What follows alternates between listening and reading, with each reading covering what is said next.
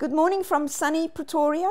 This morning I have the privilege to talk to Mr. Tertius Zitske. He is the Group CEO of Foresight Holdings. And Tertius, thank you so much for taking the time to talk to us this morning. Can you tell me a little bit about Foresight, how it started and what the company does? Thanks, Lorraine. It's nice to chat. This is now my 5th decade in information technology. Fantastic. And basically data, everything Okay. centers around data nowadays. And now we have this new animal called artificial intelligence. Okay, AI. So here in the Cape, they call it I. So we'll excuse them. So I started my career in a bank 40 odd years ago. And then I also worked with data already. But those days it was all manual, getting checks through systems to be processed, filling forms in and seeing telexes off. And I didn't really realize that it was already capturing data, And if you look at we're in the 5th decade of the Industrial Revolution now. And the first one in the 80s was really big mainframes. You couldn't take your homework. If you take your homework, it was a printout with Tipex and post-it notes. Then you make notes and you give it back and they can adjust it and you check it again. But you couldn't get access to the data like we do today. Then the 90s came, and then that was basically the era of the personal computer and connectivity all of a sudden. So people could dial in and connect, Then the 2000s came with Y2K, also a big thing in the IT industry. Then, we expanded a lot, and then we went through a slump early 2000s because everybody didn't buy again. They all bought everything in 1999. That's true.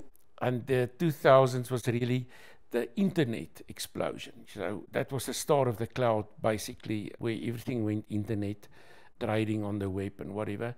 The 2010s, that decade, was the mobile revolution, apps, everything online with apps.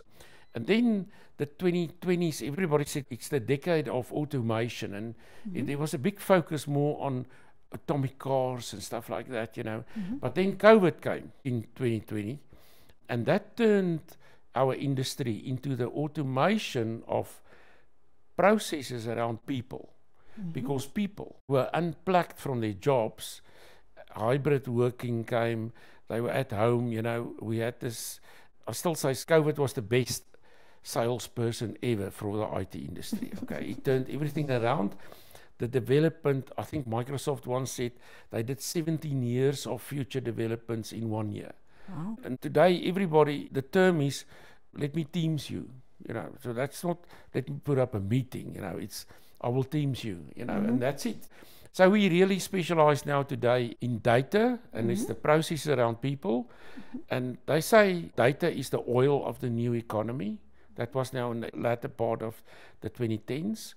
And now artificial intelligence, somebody said the other day, AI is the electricity of the new economy. And okay, in South Africa, it's probably a bad example. Yeah, not good. But it's still the ignition of everything. And that's where Foresight is focusing. So we call it 4AI. So we've got the figure 4 in everything that we do. So we're sitting here in the 4 Braai room today. So we do a lot of 4 things like 4 care and 4 workflow and 4 flow and whatever. So it's a nice stunt, but it's really describing the 4 steps as well for a business to digitally transform. And we basically say we take a company from no sight, and some of them's got hindsight to foresight, okay? And that's really what we do in Foresight, and it's working out very well for us. We listed on the Johannesburg Stock Exchange. We are congratulations. the best performing tech stock on the JSE right now. Fantastic, well done. So there was an article recently why this small company outperforms all the big guys. But it's because we focus very much on that. And inside our organization, we've got really 4 clusters as well. We have the business environment. I'll talk about that now. But the information technology cluster is really where all the accounting systems, ERP, people, payroll, customer relation management system sits. So it's all the business application tools that you need to run a business. Okay. Then we've got over 100 engineers that works with data. So we've got automation, optimization and simulation, chemical engineers or whatever, that really work with data and processes like a mine or a production factory or whatever, because you need that data to get efficiencies. And then we have a third cluster that really marry the two worlds of operational technology and information technology, because there's always a war between the accountants and the engineers, okay? So which one's Excel is correct, okay? So B is really building that bridge between that, and it's with data. And really the optimization of that data, that's where artificial intelligence is also sitting. And a big thing today for us is the modern digital enterprise or modern work. How does a person work today? The guys that start working in our organizations today, they're not interested in your email, okay?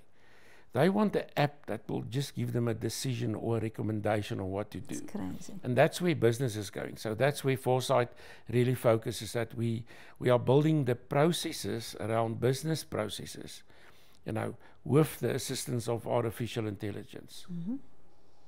I have never heard such a fantastic description of how IT came about. Yeah. Really nice, thank you. I hope our viewers are going to enjoy it as much as I did. From paper to the cloud in 40 years. Absolutely, absolutely. What is your policy within the organization regarding recruitment and skills and how you do retention of skills? Tell me a little bit more about that.